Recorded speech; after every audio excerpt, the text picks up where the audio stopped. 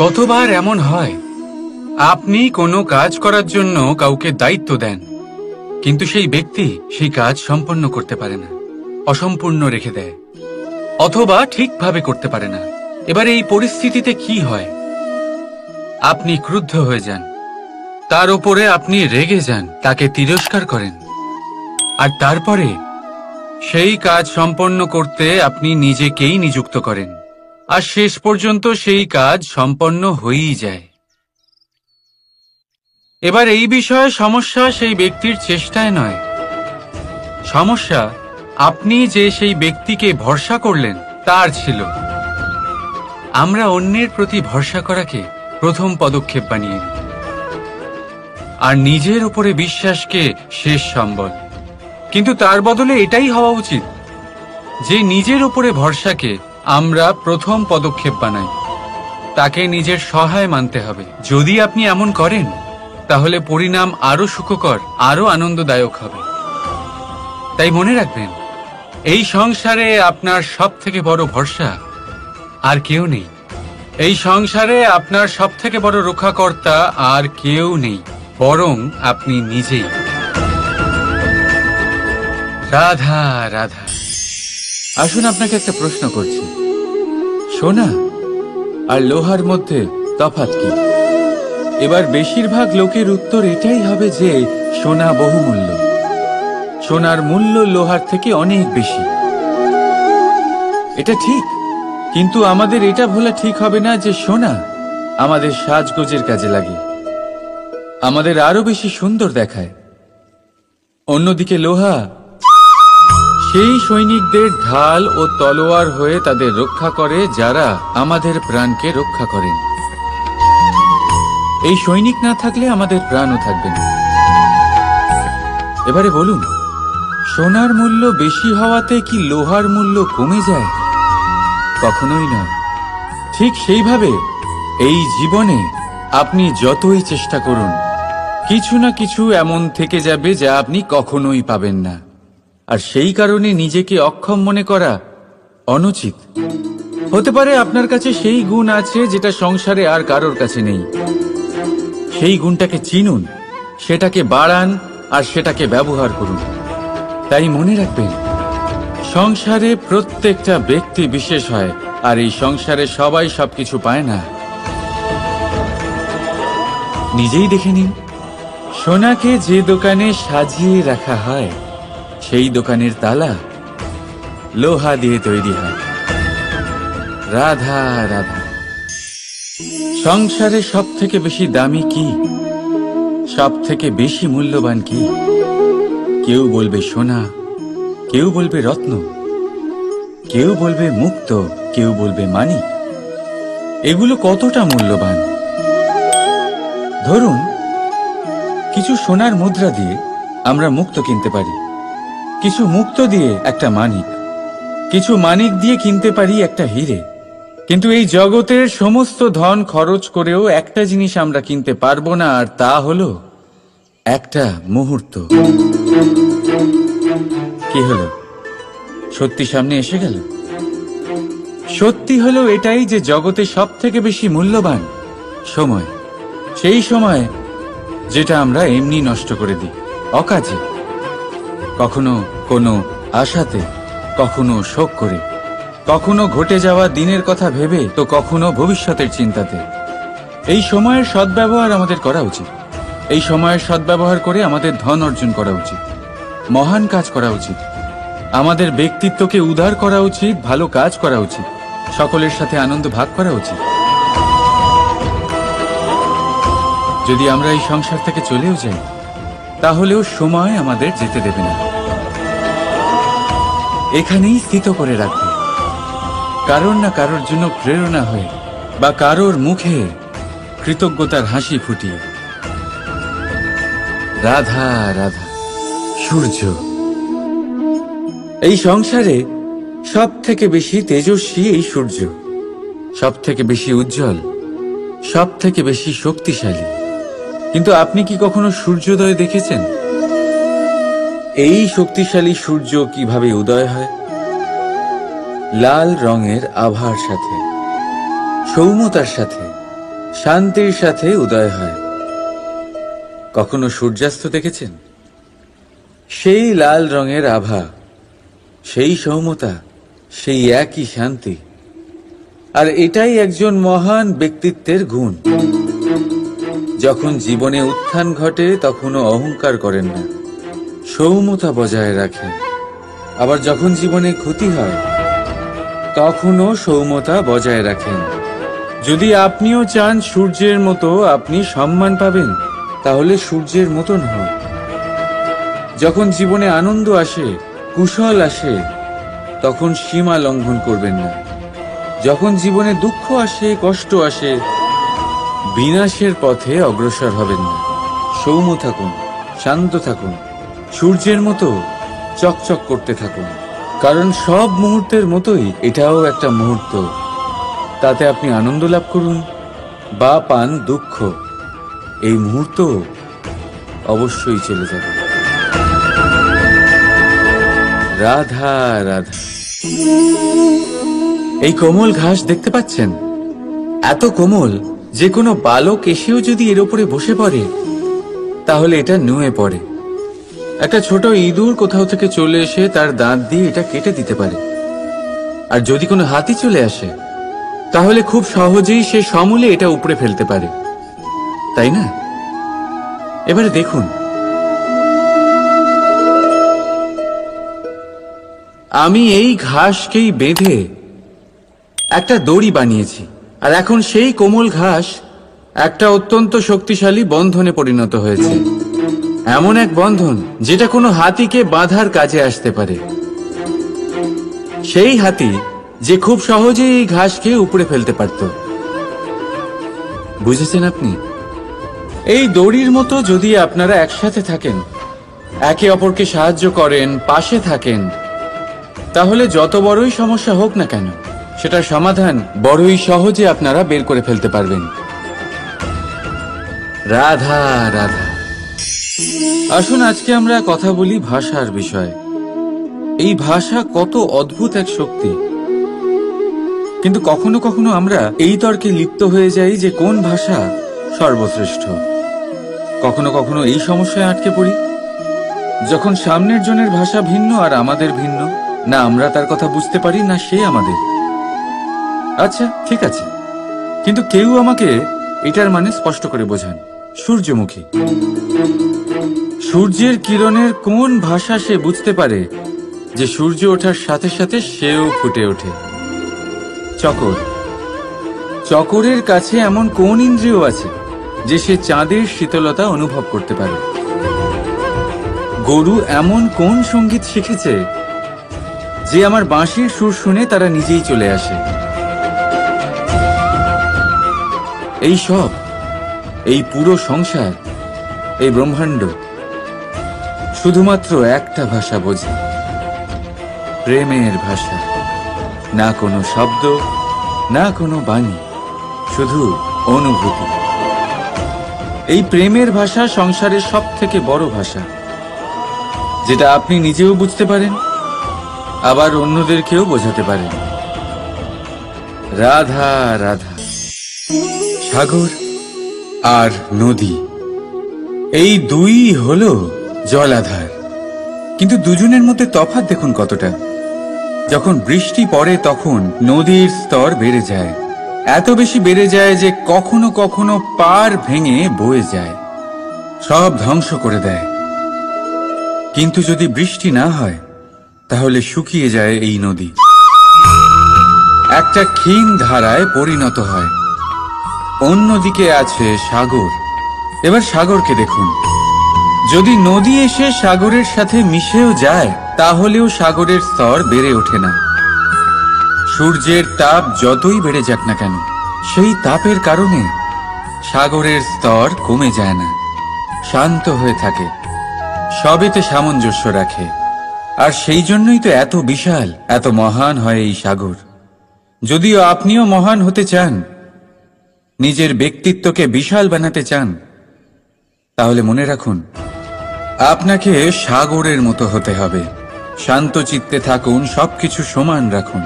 যদি জীবনে কিছু বেশি সুখ চলে আসে তাহলে নিজের বোধ বুদ্ধি হারাবেন না। যদি জীবনে দুঃখ আসে, কষ্ট আসে, তাহলে আপনার দৃঢ়তা, আপনার লক্ষ্য আর আপনার শক্তিকে ভুলবেন না। কারণ এই শ্রেষ্ঠত্ব ব্যক্তির আচরণ মানা হয়। রাধা রাধা।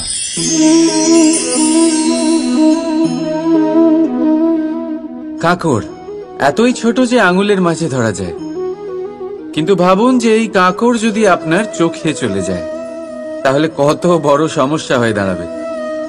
এবারে ভাবুন এই কাঁকড় যদি আপনার পথে থাকে, আপনি পাদুকা পরে বড়ই সহজে হেঁটে চলে যেতে পারবেন। কিন্তু যদি এই কাঁকড় আপনার পা আর পাদুকার মাঝে আটকে যায়, তাহলে আপনি ঠিক করে চলতে পারবেন না, যতই সেই পথে ফুল ছড়ানো থাকুক না কেন। তার মানে আপনি বাইরের সমস্যা এবং প্রতিকূলতার সাথে লড়তে পারবেন, ভেতরের নয়। ভেতরের সমস্যার সাথে লড়াই করা ভীষণ কঠিন। সেই জন্য সবার আগে ভেতর থেকে আপনি শক্তিশালী হয়ে উঠুন, ভেতর থেকে পরিপূর্ণ হয়ে উঠুন। তবেই আপনি সংসারের সমস্ত সমস্যার সাথে লড়াই করতে পারবেন, আপনি বিজয়ীও হতে পারবেন। রাধা রাধা। এই সংসারকে আপনি কেমন করে জানবেন, কেমন করে বুঝবেন?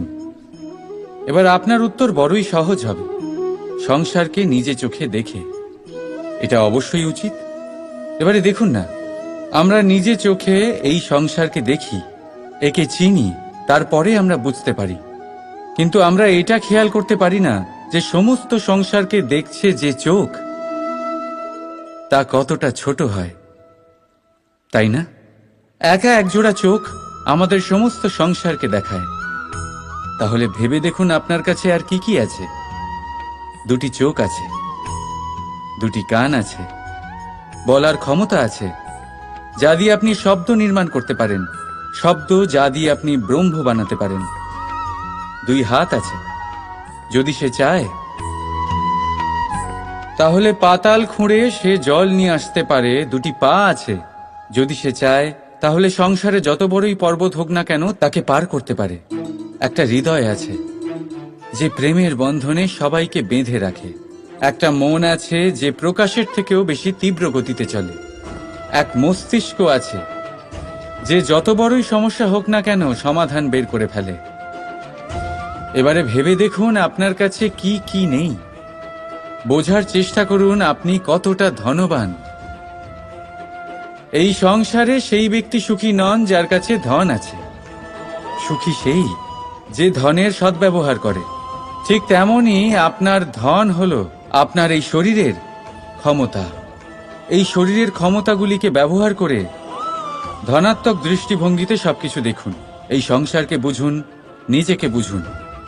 এই সুখ চাইলেও আপনার থেকে দূরে থাকতে পারবে না। রাধা রাধা। এই সংসারে সব থেকে বড় রোগ কোনটা? কেউ বলবে খিদে, কেউ বলবে বার্ধক্য, কেউ বলবে জ্বর আদি ইত্যাদি। আমরা সব সময় চেষ্টা করি যে আমরা এই সব রোগ থেকে দূরে থাকি। সময় মতো আমরা চিকিৎসকের সাথে দেখা করি। অনেক চেষ্টা করি যাতে এই রোগ আমাদের আশেপাশেও না ঘোরাফেরা করতে পারে। কিন্তু জগতের সব থেকে বড় রোগ সব সময় আমাদের সাথেই থাকে, আর এই রোগের নাম হলো ভয়। যে কোনো কিছুর ভয়। লোকে কি ভাববে এর ভয়। যদি আমি এটা করি তাহলে কি হবে এর ভয়। যদি আমি এটা না করি তাহলে কি হবে এর ভয় আদি ইত্যাদি। দেখতে গেলে প্রত্যেক মানুষের মনে একটা ভয় আছে যা তাকে কষ্ট দেয়। এবার এই ভয় কি করে? আপনার শক্তিকে, আপনার আত্মবিশ্বাসকে, আপনার ব্যক্তিত্বকে শেষ করে দেয়। তাই মনে রাখবেন, যদি আপনি আপনার ভাগ্য নিজে বানাতে চান তাহলে সবার আগে ভয়মুক্ত হয়ে যান। আপনি নিজেই দেখুন কি অদ্ভুত ব্যাপার এটা, যা এখনো ঘটেনি সেটা ভেবে এত ভয় পাই যে বর্তমানে নিজেদের কষ্ট দিই। সেই জন্য যা এখনো ঘটেনি তা নিয়ে দুশ্চিন্তা করবেন না। হ্যাঁ, যেটা হয়ে গেছে সেটার সমীক্ষা অবশ্যই করুন, তা থেকে শিখুন, অবশ্যই জীবনে অগ্রসর হন। আর এখনকার জন্য নির্ভয় হয়ে আমার সাথে ভালোবেসে বলুন, রাধা রাধা। জীবনে আমরা সবাই, এই সংসারে প্রত্যেকেই শুধুমাত্র ওপরে উঠতে চায়।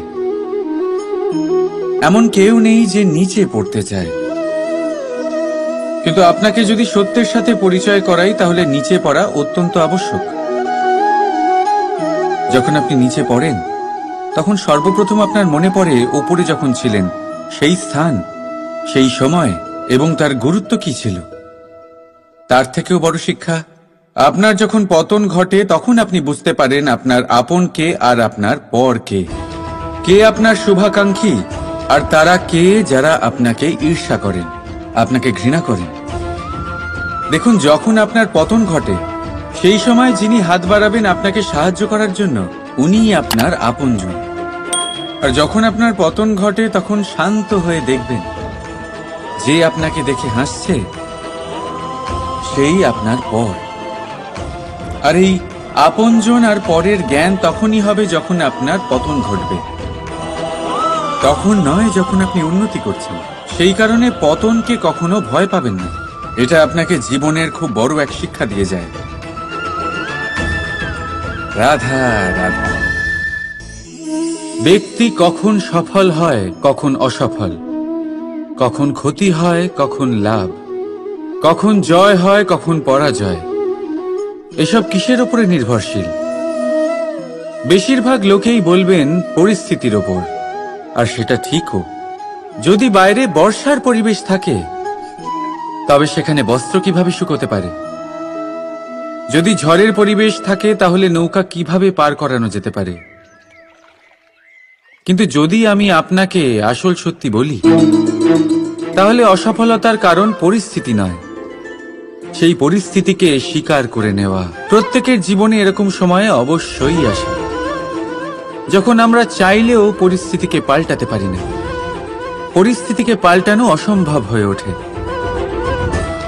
এরকম সময় একটাই উপায় আছে, পরিস্থিতিকে নয়, মনস্থিতিকে বদলান, আর দেখবেন সবকিছু ভালো হবে। কারণ এই মনস্থিতি আপনার জীবনের সব থেকে বড় সম্বল, সব থেকে বড় সাথী। দেখুন, অপবাদ, অসফলতা প্রত্যেকের জীবনের একটা অংশ অবশ্যই, কিন্তু আপনাকে নিরন্তর চেষ্টা করে যেতে হবে, পুনরায় ঘুরে দাঁড়িয়ে এগিয়ে যেতে হবে, তবেই সফলতা আসবে। যদি এতই সহজ হতো সফল হওয়া, তাহলে সবাই সফল হতো, তাই তো? রাধা রাধা। বন্ধুত্ব, সংসারের সব থেকে বড় সম্পর্ক এই বন্ধুত্ব। জীবনে মা, বাবা, ভাই, বোন, এইসব সম্পর্ক আমরা বাঁচতে পারি না, কারণ এগুলি আমরা জন্মের সাথেই পাই। কিন্তু বন্ধুত্ব একটাই এমন সম্পর্ক যেটা আমরা বাছাই করতে পারি, যা আমরা বানাই, যা আমরা এগিয়ে নিয়ে যাই। তাই এই বন্ধুত্ব নিয়ে গর্ব করুন। যাকে আপনি বন্ধু বেছেছেন তাকে নিয়ে গর্ব করুন। যদি আপনারা দুজনে একসাথে থাকেন, তাহলে সেটা নিয়ে গর্ব করুন। যদি আপনার বন্ধু জীবনে এগিয়ে যায়, সফলতা পায়, তাহলে গর্ব করে বলুন, এই সফল মানুষটি আমার বন্ধু। যদি আপনার বন্ধু কোনো কারণে পিছিয়ে পড়ে, কোনো বিপদে পড়ে যায়, তখনও গর্বের সাথে তার পাশে দাঁড়িয়ে বলুন যে এই মানুষটি আমার বন্ধু। বন্ধুর সাথে একজোট হয়ে দাঁড়িয়ে থাকুন, যে কোনো পরিস্থিতিতে, সেটা ভালোই হোক বা খারাপ। এটাই মানুষের সব থেকে বড় পরীক্ষা। আর যে এই পরীক্ষায় উত্তীর্ণ হবে, বুঝে নেবেন তার জীবনে কোনো বিপদ আসতেই পারবে না, তারও না, তার বন্ধুর জীবনেও না। তাহলে আসুন আর আমার সাথে ভালোবেসে বলুন, রাধা রাধা। আমরা সকলে পরিশ্রম করি, আর তার ফলও আমরা ভোগ করি। কিন্তু অনেক সময় এরকম হয় যে পরিশ্রম আমরা করি, কিন্তু বাহবা অন্য কেউ পেয়ে যায় বা অন্য কেউ নিয়ে যায়। এবার এই সময় আমরা নিরাশ হয়ে পড়ি, হতাশ হয়ে পড়ি, তারপর কাজে আমাদের একটুও মন বসে না। আমরা আমাদের পূর্ণ যোগদান করা বন্ধই করে দিই। চিন্তা করতে থাকি যে পুনরায় যদি এরকম পরিশ্রম করি আর পুনরায় সেই পরিশ্রমের বাহবা অন্য কেউ নিয়ে যায়, তাহলে সেই পরিশ্রম করেই বা কি লাভ? আর তার পরিণাম, এই সংসার আপনাকে নিকৃষ্ট মনে করতে শুরু করে। এবার আপনি জিজ্ঞেস করবেন এরকম সময় কি করা উচিত। আপনাকে একটা কথা বলে রাখি যে যদি আপনি এই নিয়ে চিন্তাই না করেন যে আপনার পরিশ্রমের বাহবা অন্য কেউ পেয়ে যাবে, তাহলে আপনি এই সংসারে মহান থেকে মহানতর কাজ করতে পারবেন, প্রত্যেকবার নিজের থেকে ওপরে যেতে পারবেন। আর এই সিঁড়ি অনেক লম্বা। তাই মনে রাখবেন, যখন কোনো বাগানে ফুল ফোটে তাহলে লোকে মালিকে বাহবা দেয়, কিন্তু যখন সুগন্ধ বেরোয় তখন লোকে মালিকে নয়, সেই ফুলকে মনে রাখে। সেই জন্য নির্বিকার হয়ে চেষ্টা করতে থাকুন, পরিশ্রম করতে থাকুন, আপনি বাহবা অবশ্যই পাবেন। যদিও বা আপনাকে বাহবা দিতে লোকে ভুলে যায়, এই প্রকৃতি কখনো ভুলবে না। রাধা রাধা। দেখতে গেলে এই সংসার বড়ই সুন্দর, কিন্তু আসল সত্যি এটাই যে সংসারে সবকিছু নশ্বর। যেটা কাল ছিল তা আজ নেই, যা আজ আছে তা কাল ছিল না, আর যা আজ আছে তা কালও থাকবে না। প্রত্যেক মানুষকেই যথাসময়ে কালের কাছে মাথা নত করতে হয়। এই রূপের বিনাশ করে বার্ধক্য, প্রাণের বিনাশ করে মৃত্যু, আলস্য, ঈর্ষা ধর্মের বিনাশ করে, আর ক্রোধ বিনাশ করে সম্পর্কের। কিন্তু এরকম একটা অনুভূতি আছে যা একাই সমস্ত গুণ বিনাশ করতে সক্ষম হয়, আর সেটা হলো অহংকার। তাই জ্ঞানকে নিজের কাছে আসতে দিন, কিন্তু অহংকারকে কখনোই নয়। কারণ যদি এই অহংকার আপনার কাছে চলে আসে, তাহলে জীবনে যা কিছু আপনি অর্জন করেছেন, তা সে গুণ হোক বা হোক ধন, সে বন্ধু হোক বা হোক আনন্দ, সবকিছু শেষ হয়ে যাবে। রাধা রাধা। ভেবে দেখতে গেলে দুধকে জলের থেকে বেশি ভালো মনে করা হয়, আর সেই জন্য দুধের মূল্য জলের থেকে অনেক বেশি হয়। এবার যদি এই দুধ দিয়েই দই বানানো হয়, তাহলে এর আয়ু আরো কিছুদিন বেড়ে যায় এবং এর মূল্য আরো কয়েক মুদ্রা বেশি। এবার যদি এই দই থেকে মাখন বানানো হয়, তাহলে তার আয়ু আরো কয়েক সপ্তাহ বেড়ে যায়, আর তার মূল্য আরো কিছু মুদ্রা বেশি।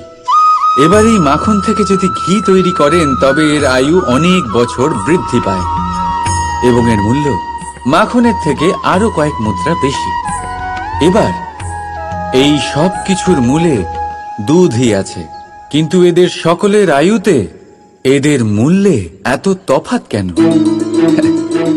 তার কারণ এই যে দুধকে দই হওয়ার জন্য অনেক কষ্ট সহ্য করতে হয়, দইকে মাখন হওয়ার জন্য লাঠির আঘাত সহ্য করতে হয়, আর মাখনকে ঘি হওয়ার জন্য বহু ঘন্টা ধরে আগুনের তাপ সহ্য করতে হয়। তারপর গিয়েই মাখন ঘি হয়, তারপরেই এর আয়ু বাড়ে এবং মূল্য বৃদ্ধি পায়। এবার আমরা মানুষেরাও সবাই সমান, দুধের মতো। কিন্তু মহান সেই হয় যে কঠিন পরিস্থিতির মুখোমুখি হয়, যে বিপদের মোকাবিলা করে, যে এই প্রতিযোগিতাগুলোয় সফল হয়। এই সব করলে তবেই জীবনে অগ্রসর হতে পারবে, তবেই জীবনে আপনার যশের আয়ু বৃদ্ধি পাবে, আর তখনই এই সংসার আপনাকে মহান মনে করবে। রাধা রাধা। এই পাথর দেখতে পাচ্ছেন আপনি? কত গোল, কতটা চকচকে। বাচ্চাদের অনেক সময় এটা নিয়ে খেলতে ভালো লাগে, আর কেনই বা লাগবে না? কতটা সুন্দর আর মসৃণ এটা।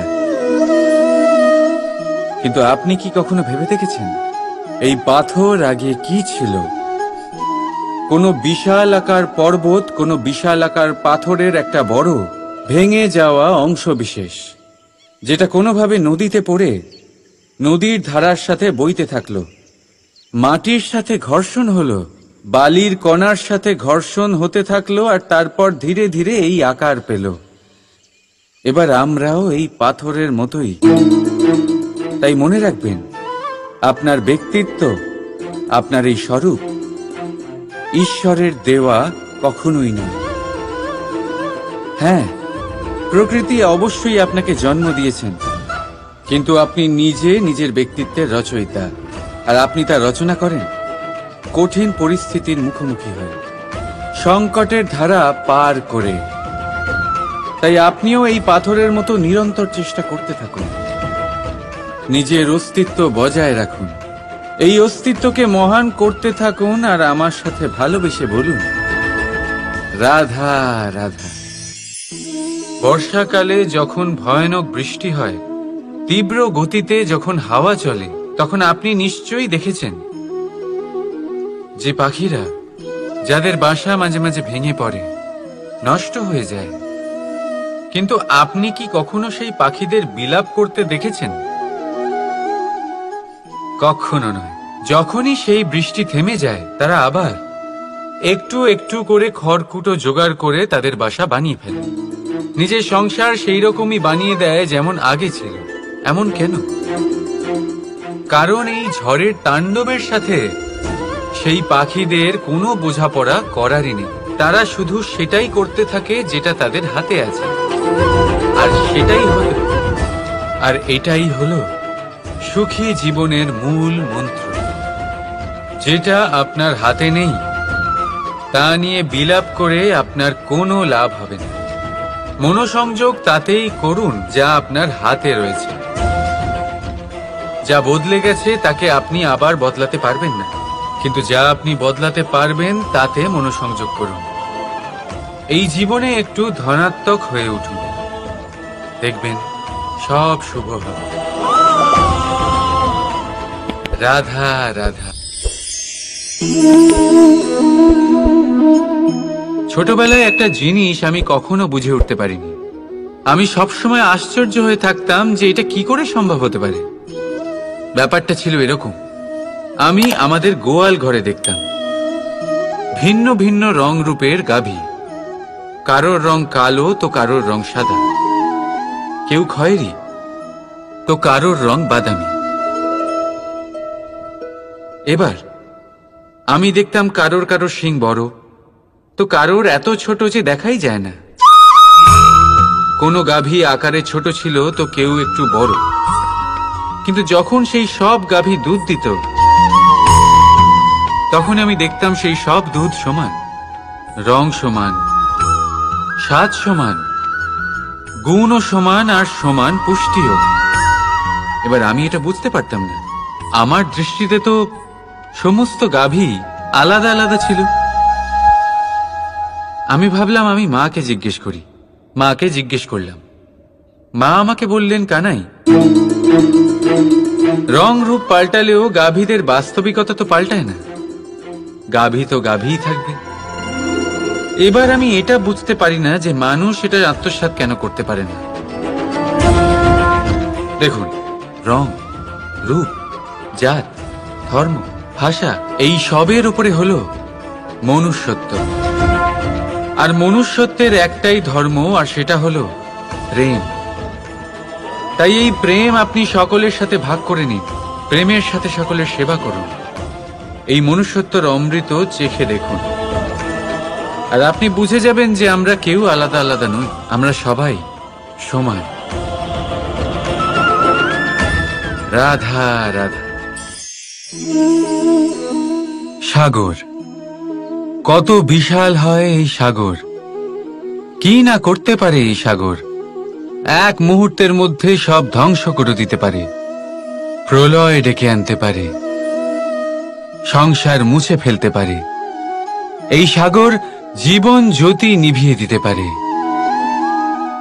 কিন্তু এই সাগর যা মেটাতে পারে না, তা হলো একজন তৃষ্ণার্তের তৃষ্ণা। অন্যদিকে এই ঘোড়া, যা এতটাই ছোট যে গোপিনীরা একসঙ্গে অনেকগুলো নিয়ে চলতে পারে, কিন্তু এই ছোট ঘোড়া অনেকের তৃষ্ণা মেটাতে পারে। এবার বলুন, জল সাগরেও আছে, আবার এই ঘোড়াতেও। তাহলে পার্থক্য কোথায়? এখানে পার্থক্য হলো তাদের আচরণের মধ্যে। একজন মাটির মধ্যে মিষ্টি জল ধরে রাখে, তো আরেকজন নিজের নোনা জলের আঘাতে যে কাউকে মাটিতে মিশিয়ে দিতে পারে। আপনি কি হতে চাইবেন?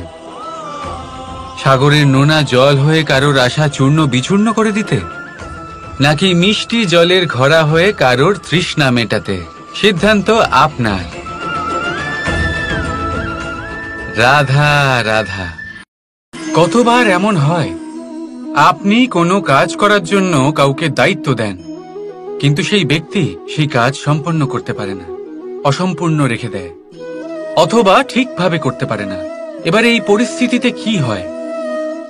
আপনি ক্রুদ্ধ হয়ে যান, তার উপরে আপনি রেগে যান, তাকে তিরস্কার করেন, আর তারপরে সেই কাজ সম্পন্ন করতে আপনি নিজেকেই নিযুক্ত করেন, আর শেষ পর্যন্ত সেই কাজ সম্পন্ন হয়েই যায়। এবার এই বিষয়ে সমস্যা সেই ব্যক্তির চেষ্টায় নয়, সমস্যা আপনি যে সেই ব্যক্তিকে ভরসা করলেন তার ছিল। আমরা অন্যের প্রতি ভরসা করাকে প্রথম পদক্ষেপ বানিয়ে নিই, আর নিজের উপরে বিশ্বাসকে শেষ সম্বল। কিন্তু তার বদলে এটাই হওয়া উচিত যে নিজের উপরে ভরসাকে আমরা প্রথম পদক্ষেপ বানাই, তাকে নিজের সহায় মানতে হবে। যদি আপনি এমন করেন, তাহলে পরিণাম আরো সুখকর, আরো আনন্দদায়ক হবে। তাই মনে রাখবেন, এই সংসারে আপনার সবথেকে বড় ভরসা আর কেউ নেই।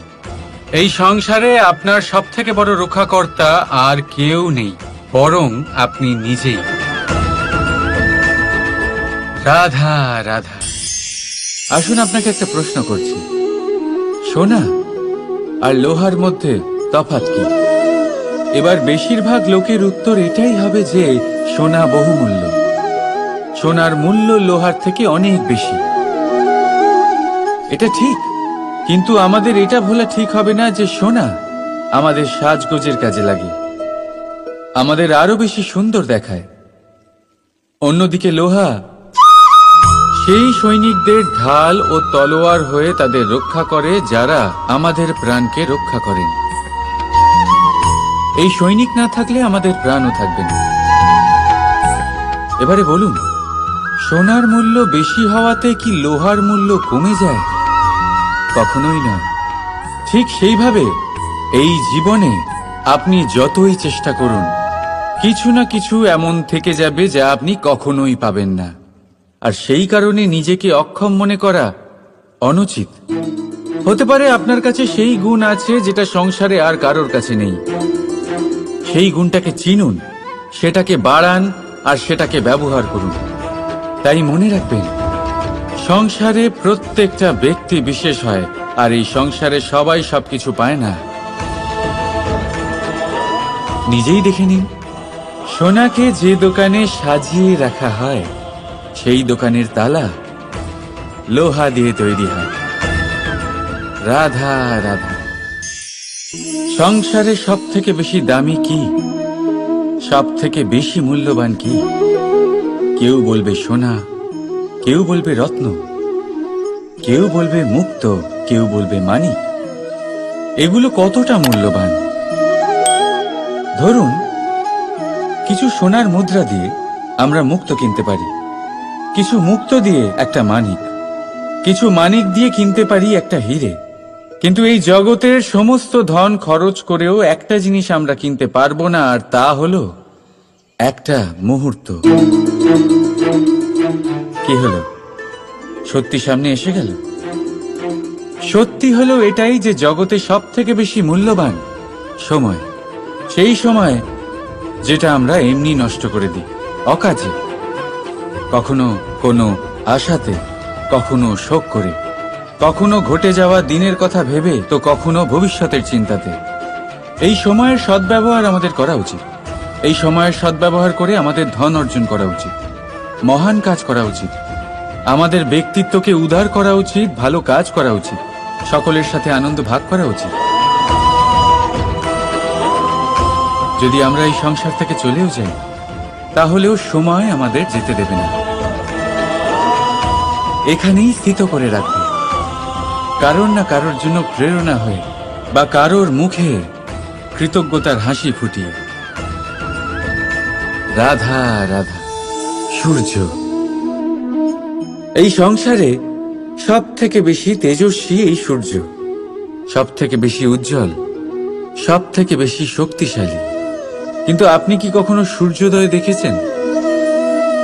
এই শক্তিশালী সূর্য কিভাবে উদয় হয়?